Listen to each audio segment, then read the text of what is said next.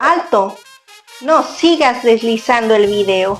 Primero dime, ¿sabes cómo decir párate en náhuatl?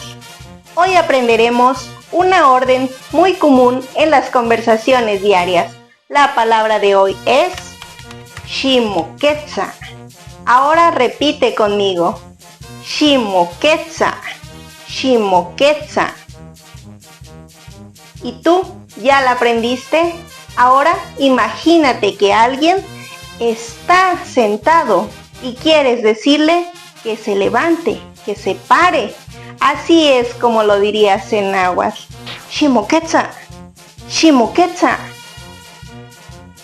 Escríbeme en los comentarios la palabra que aprendiste hoy y etiqueta a un amigo para retarlo a pronunciarla.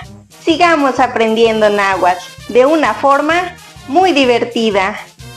¿Cuál es Xistocano Yoligniwa Juan Ximomachti náhuatl? Mostlayok Timo Itase.